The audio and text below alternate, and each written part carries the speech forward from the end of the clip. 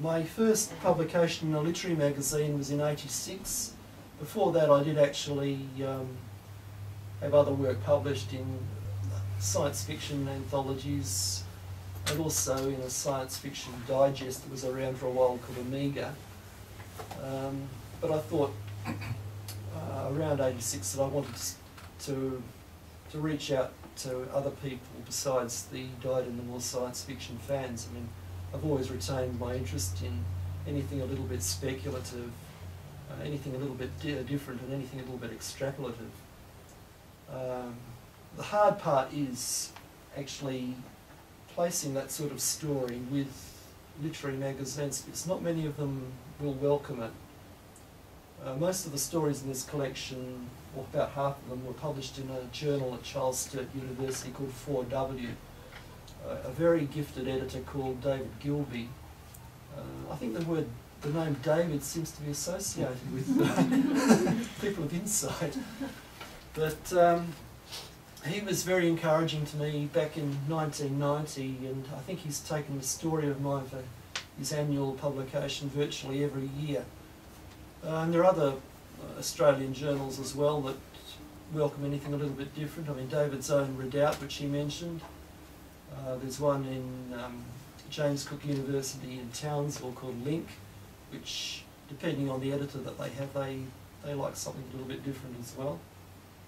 And I've published in the more canonical literary journals like Southerly too, just to prove that I can do it. So, otherwise, I don't think people take you seriously unless you've been published in Southerly and these other journals. So, from that period to now, when I thank David for taking what is obviously a financial risk with a collection of short stories for the reasons that have been pointed out. I'm determined to make it a success for him for putting his trust in me. And I think you will enjoy this collection. As I was talking to someone earlier, I mean, unlike a novel, if, for example, you read to page 100 and then decide you don't like it, that's the whole novel wasted. With a collection of stories, you might not like one, but at least you might like some of the others.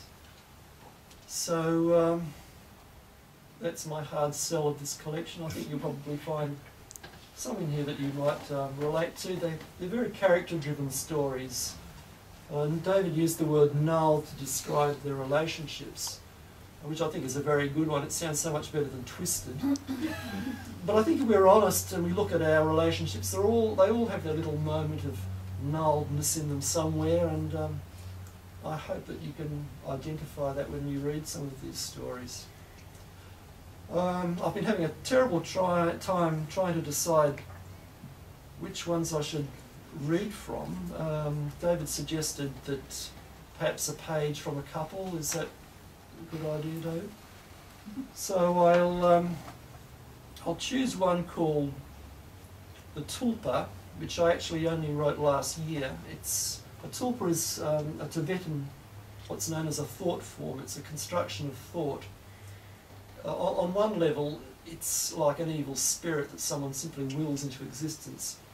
But because I also called the story The Tulpa, in a sense, the story itself is that a malignant manifestation. So I've sort of tried to move on to the metafictional level here, so that if you don't like reading about malicious spirits, you can always console yourself by saying, it's a metafiction, and it's the story itself that has these effects, not the entity that's being described in it.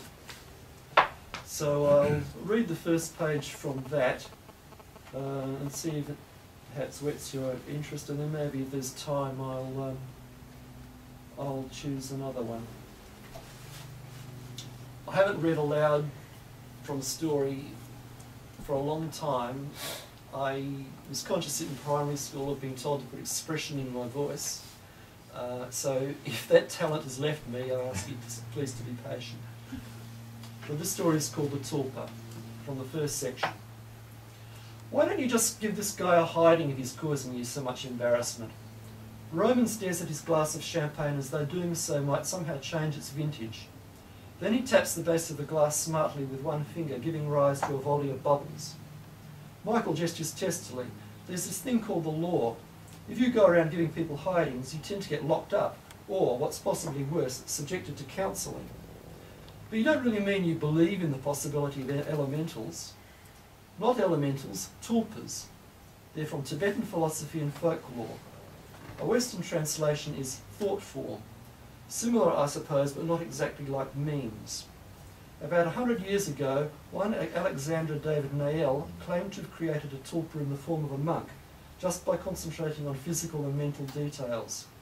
It became quasi-autonomous and even tried to kill her before it could be deconstructed, although that was apparently quite an undertaking. Tulpas frequently became vindictive in this way, so the story goes, trying to supplant their creators. You must really have a down on this guy if you're prepared to sick one onto him, scare him to death. Michael takes from his suit a mass of notes and waves them in Roman's face. Godfrey Reiter is a piece of lowlife. These are notes on him I've made, and I'll use them when I construct the tulpa. Every relevant fact pertaining to him and his behaviour is down here. I know everything about his appearance and background. Go on, ask me something. What colour are his eyes? A pale dun sort of shade. Like that champagne you insist on not drinking in, actually. Hastily, Roman drains his glass. How tall is he? 180 centimetres exactly. His nose is blunt, his features chiselled.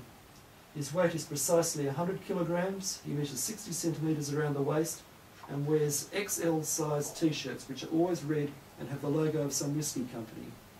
He has size 9 feet. In his office, where he works on the 5th floor as a purchasing executive, he's trying to get on a seat on the company's board. He always wears either a charcoal suit or a maroon one. And why do you have a down on him? Because he stole Mimi from me, and now he's treating her like a piece of nothing. Michael glances at him with scorn. As you damn well know. Are you trying to get me going?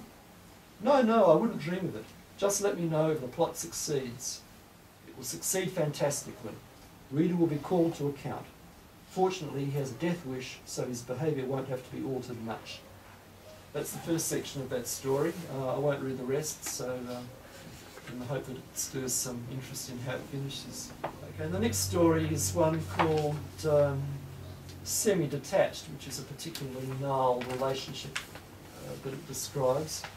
It again is superficially a ghost story, but again, for those who don't like ghost stories, it can be read in a different way as being a comment on the human condition and on the way we actually write fiction.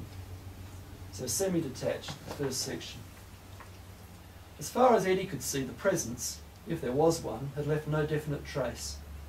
Nevertheless, he glanced around the lounge again. Cement was visible in the corners where flakes of plaster, like pages from some tiny ancient book, had come away. The house was old, having been built in the convict days. The window panes were thicker at the bases than at the tops, and were far too high to be cleaned easily. The exposed beams, the grey of an old man's hair, were reputed to have come from a shipwreck. Strangely for Australia, the house was semi-detached. Telling himself that the whole idea of a presence was absurd, he poured himself a mug of Horlicks, pushed aside his worn copy of Dissemination, and wondered when Rita would get home. Lately, her behaviour had become increasingly aberrant. On the one hand, she was spending more and more time away from him, while on the other she was lavishing on him, when present, attentions and kindnesses surpassing those even from the early days of their relationship. He could understand in a way her spending more time away from him.